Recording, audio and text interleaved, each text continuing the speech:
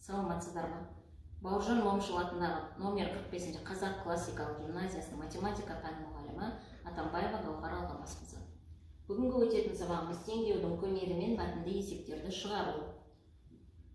Оқу мақсаты мәтінді есептерді сызықтық теңдеулер құру арқылы шығару.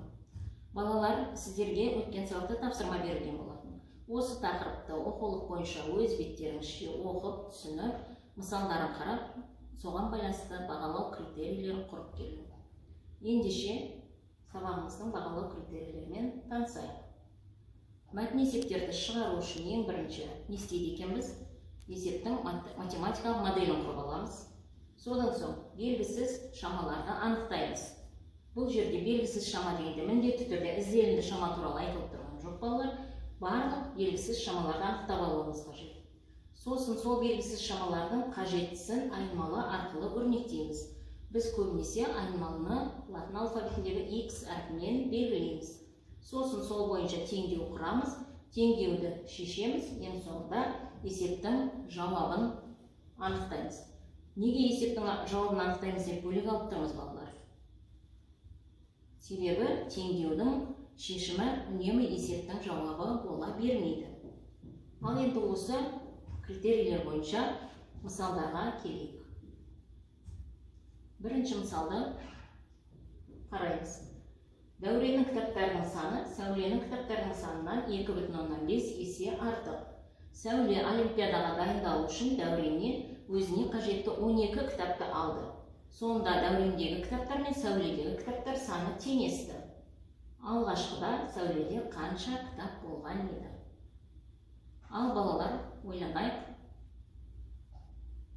Есептің сұрағы Сәуледе алғашқыда қанша кітап болғанын сұрапты. Демек, есептің математикалық моделі құруды неден бастаймыз? Сәуледегі кітаптардың санын X әрпімен белгілейді екенбіз. Дұрыс, ары қарай тек қана бұл жерде Сәуледегі кітаптардың ғана саны белгісіз емес, Дәуреннің кітаптарының да саны белгісіз болғандықтан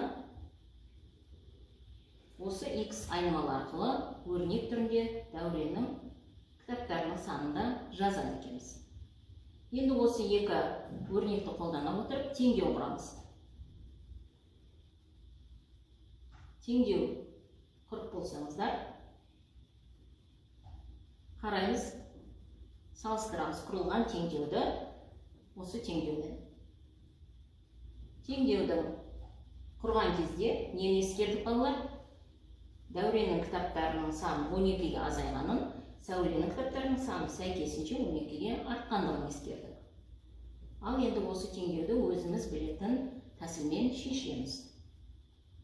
Ол қандай тәсіл? Айнымалысы барларды теңдіктің сол жағына, айнымалысы жоқ сандарды теңдіктің оң жағына жинақтау арқылы теңдеуді шешейік.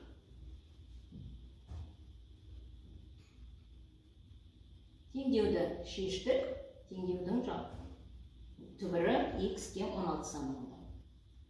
Ал енді нені анықтау қалды бізде?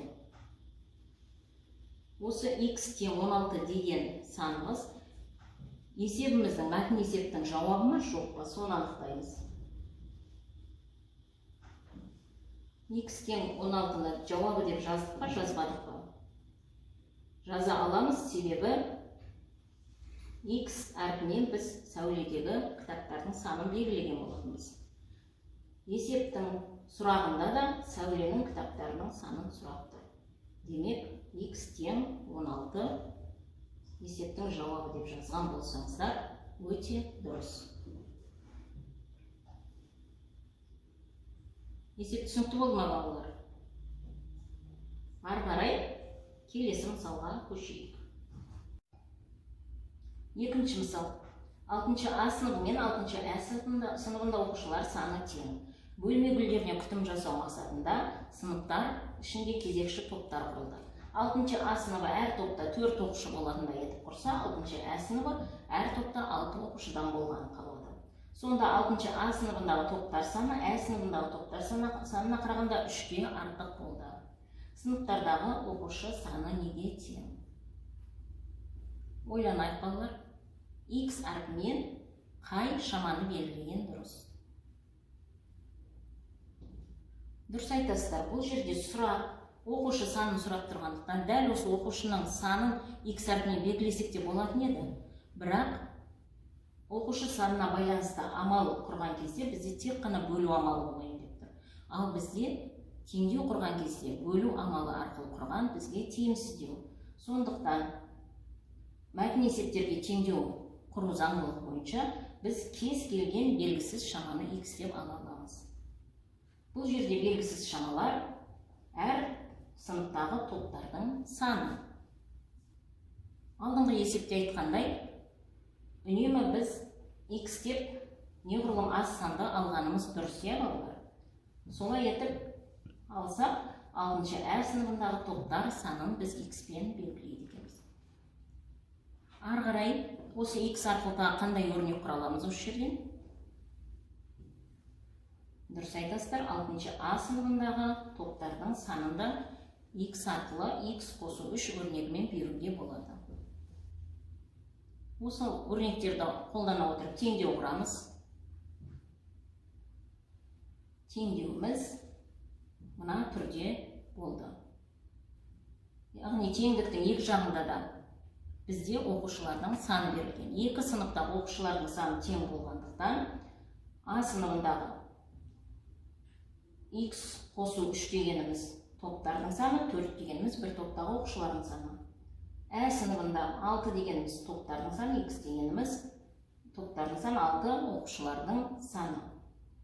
Осы теңдеуді шешейік. Еске түсіреміз. Теңдеуді шешу үшін ең бірінші неден бастаймыз? Әрине, дұрыс айтасыңдар, бірінші жақшаны ашудан. Жақшаны ашып болған соң айнымалысы барларын теңдіктің сол жағына, айнымалысы жоқтарды оң жаққа жинақтап, теңдеуді соңында шешеміз. Теңдеудің түбірі x-тен 6 болды. Енді осы x-тен 6 деген сан есептің шешімі бола ма, жоқ па? Ол үшін біз x деп нені белгіледік? Соған келеміз. X дегеніміз бұл жерде ә сыныбындағы топтар саны болады. Ал біздің есептің шартында сыныптағы оқушы саны анықталды. Демек, есеп аяқталған жоқ. Ә сыныбындағы топтардың саны белгілі болса, есептің шарты бойынша бір топтағы оқушының саны да белгілі болатын. Демек, сол екі санды көбейту арқылы біз бір сыныптағы қанша оқушы болғанын таба аламыз.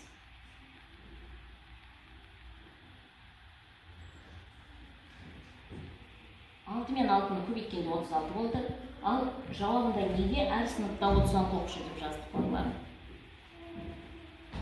Дұрыс айтасыздар, есеп шарты бойынша екі сыныптағы оқушылардың саны тең болады.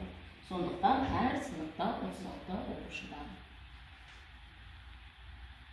Есеп түсінікті болса, келесі мысалға көшеміз.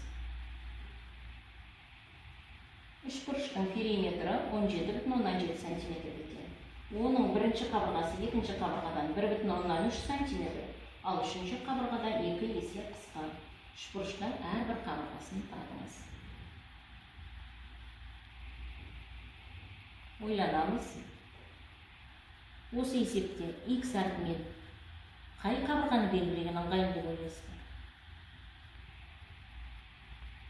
Бұл жерде әрі ең кіші қабырға болып тұр, әрі басқа екі қабырғамен салыстырылып тұрған қай қабырға? Дұрыс, бірінші қабырға. Сондықтан да бірінші қабырғасын x деп алған ыңғайлы. Сәйкесінше екінші қабырға одан 1,3 см-ге артып, ал үшінші қабырға одан 2 есе артып. Осы мәліметтерді пайдалана отырып, теңдеу құрыңыздар. Ол үшін нені білуіңіз керек балалар? Үшбұрыштың периметрі дегеніміз нені білдіреді? Үшбұрыштың периметрі сол үшбұрыштың үш қабырғасының қосындысына тең.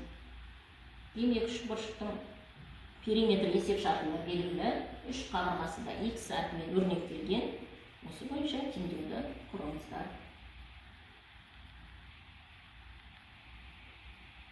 Бірінші қабырға x, екінші қабырға, үшінші қабырға үшеуін қосқанда периметрдан мәндімен тең. Пайда болған теңдеуді шешу үшін нені қолданамыз? Жақшаның алдында қосу амалы тұрған кезде жақша қалай ашылатын ережесін қолдана отырып жақшаны ашамыз. Сосын ұқсас қосылғыштарды біріктіреміз. Теңдеудің шешімі 4,1. Ал тағы да енді негізгі сұрағымыз есеп осы жерден аяқталды ма жоқ па деген сұраққа келеміз.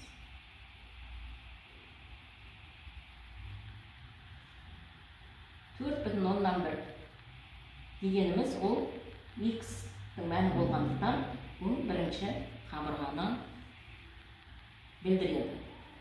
Ал есеп шартында бізде не табу керек еді? Барлық үш қабырғаны. Демек есеп бізде әлі толық шешіліп болған жоқ. Бірінші қабырғаны таптық, екінші қабырғаны және үшінші қабырғаны дайын пайда болған өрнектер бойынша есептеп табамыз.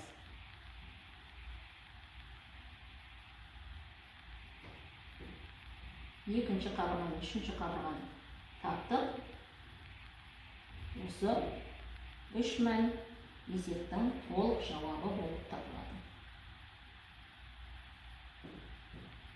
Сонымен балалар, бүгінгі сабаққа қатысты үш мысал қарастырдық. Үш мысалда өзіне тән ерекшеліктері болды, байқасаңыздар. Кейде теңдеудің шешіліп біткен жермен есеп толық аяқталады, ал кейде теңдеудің түбірі есептің жауабы болып табылмайды екен. Енді сіздерге өз беттеріңізше орындауға бір тапсырма беремін. Сол тапсырманың да осы үш тапсырмадан да бөлек қандай ерекшелігі бар екендігіне назар аударыңыздар. Әкесі 50 жаста, баласы 20 жаста. Неше жылдан соң әкесі баласынан 2 есе үлкен болады. Бос уақыттарыңызда осы есепті шығарып, және қандай ерекшелігі бар екенін анықтайды деп сіздерге сенім білдіремін. Бүгінгі сабағым аяқталды. Сау болыңыздар.